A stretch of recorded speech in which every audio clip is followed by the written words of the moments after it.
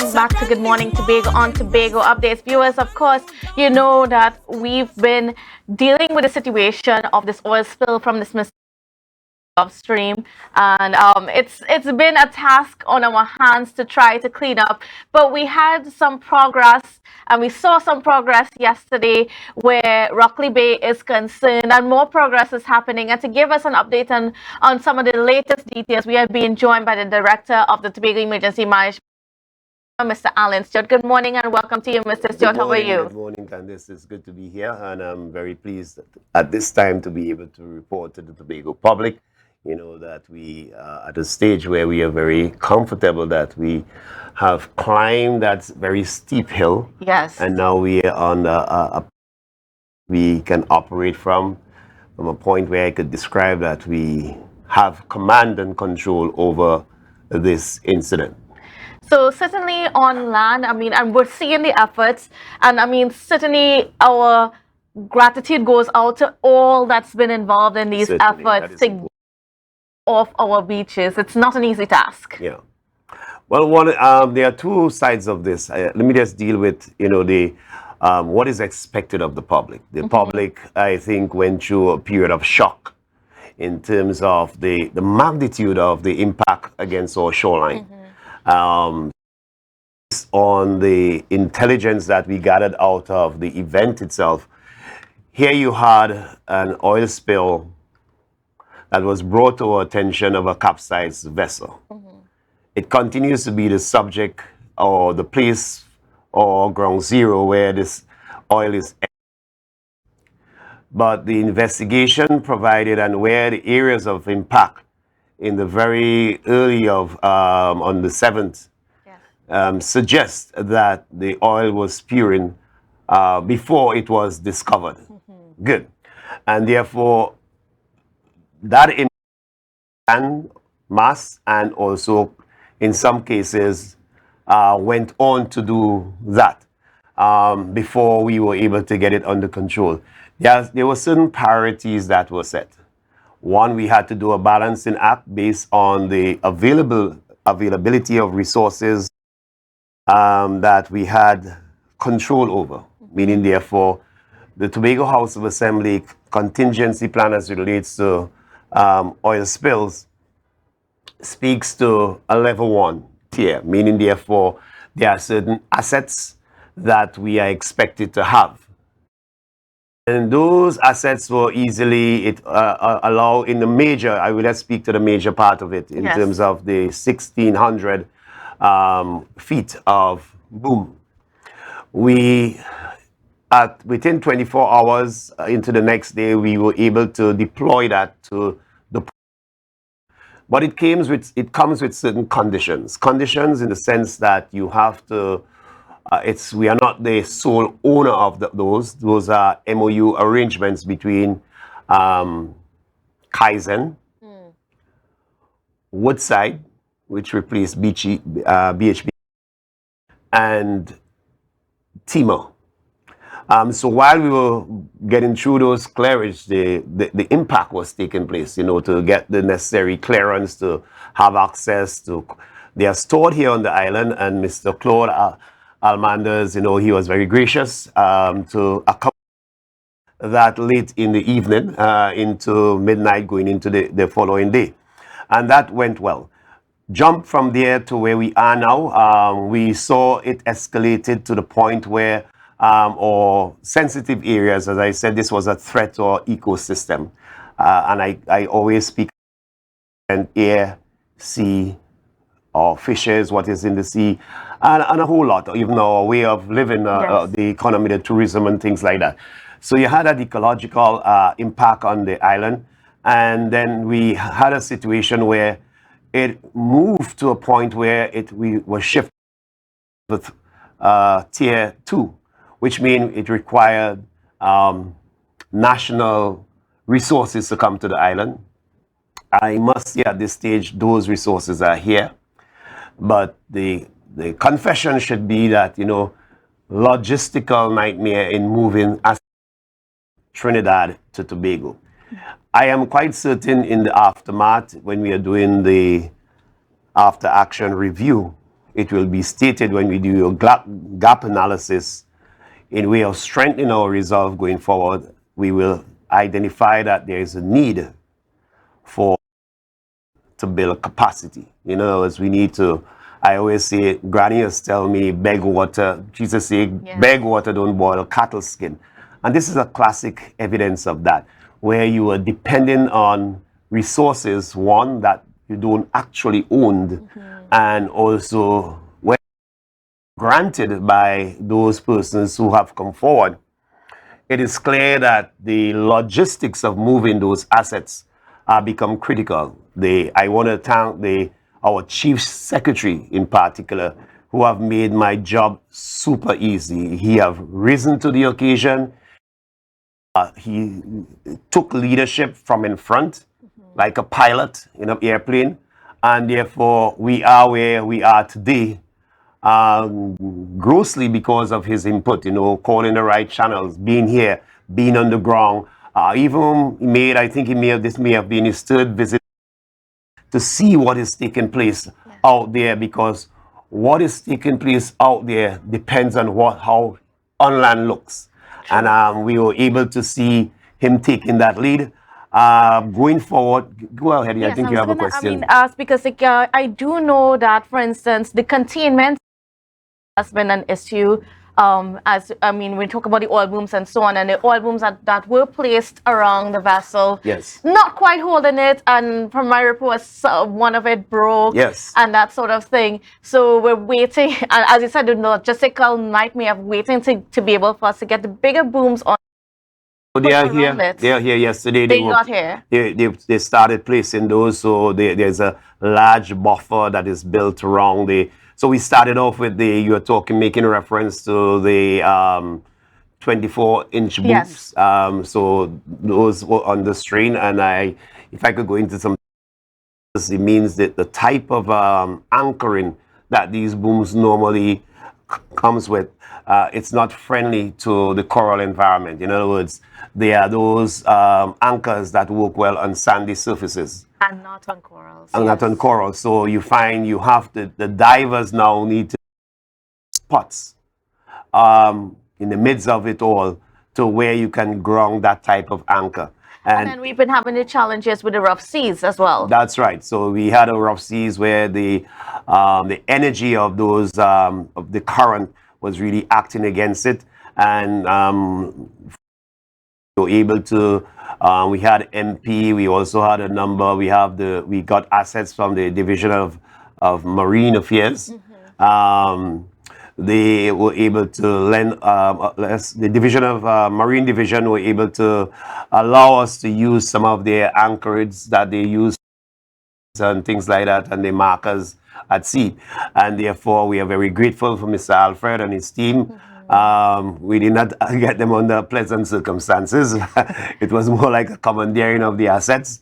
And therefore, we want to thank them for the cooperation. But that helped. And therefore, we are at a stage now that we are on that plateau of command and control, where we have it under control, and we continue to see some of the international players and also national players who have a link with international, bringing their expertise by advice, and also these technical meetings that are lending itself to the progress that we are making. And I just don't want to crave all the attention or what we have been doing at TEMA, because certainly it's a collaborative effort, and we are just the coordinating body, and we are getting those assets here. I also know that the oil right now, even though it continues to leak from the wreckage, it's not coming to shore. It's going further out to sea. That's right. And we are veering it away from the island. Yesterday they started, 2 days ago they started that process. One area we were able to put in the necessary boom with the length that could go stretch straight across the entrance of that area out at sea. So I went with the inspectors. We have a British person, I think is so Ken Wynn, I think is his name, out of England. So he's on the what he's providing us is quality control, meaning therefore you're doing a job or how well you're doing it. It's like ensuring that the applications, whether on sea or land, is being done properly. So you're able to, for example, scooping up on the beach. We may be doing to suit the public. So until you could get you don't go around polishing the vehicle when you know rain is going to fall again in the next hour.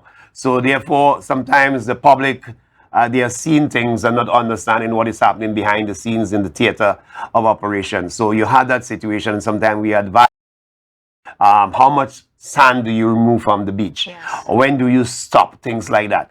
If you're to remove it, how do you, if you're to scoop off in the first instance, removing the tar-like matter of hydrocarbons, how do you transport it to a safe burial place? Is it approved for doing so on, for doing that? All of those dynamics comes into the picture. Does it cause a spill?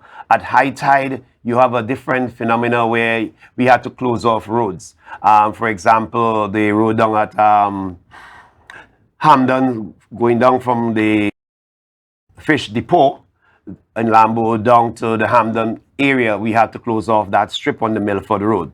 And why are we doing it? You all recall that there was an accident on that roadway, and as I remember the time span of that accident, it was a phenomenon. Why? Please. What we discover is that when there is high tide, you have spillage.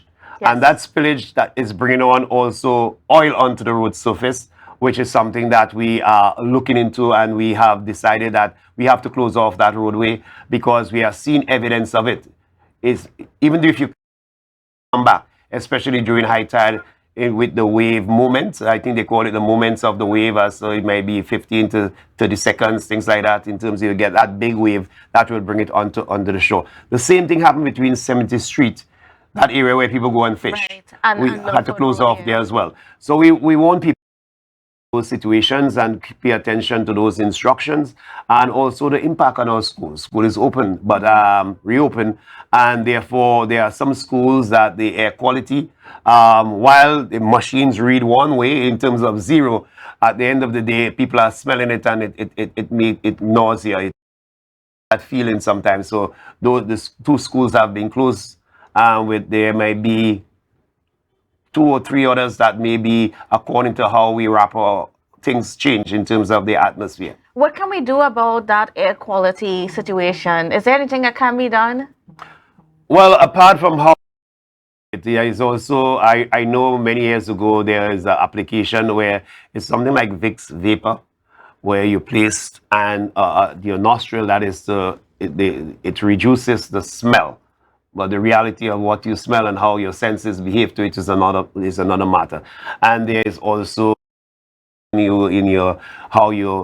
so with cartridges, if persons have to work in that environment. Just before I came into the studio, as you know, the Tobago House of Assembly have a plant just in that area. And therefore the workers, not calling name, the workers, actually the head of that unit called for assistance. Okay, we'll send you masks to allow your workers to function in it. Just as how you have persons who are responding, whether they are volunteers or the professionals. PPEs plays a very important thing. The protective equipment, personal protective equipment. That is some persons out there. Please, if you have those cartridges, those masks, that respirators that come with the cartridges, donate it to us. Bring it in. Cleaning agents, things that can clean. We are accepting all of those things because they are consumables that matter of days. Yes. And our projection based on the experts and what they are suggesting is that, listen, you guys have to prepare for a sustained response to this for at least 3 weeks. That's it. It's the reality. It's going to be very costly, and it's going to demand the type of and equipment that we don't necessarily have here on the island, and therefore there are logistics concerns, and you have to think about where people will sleep, how they will eat, things like that.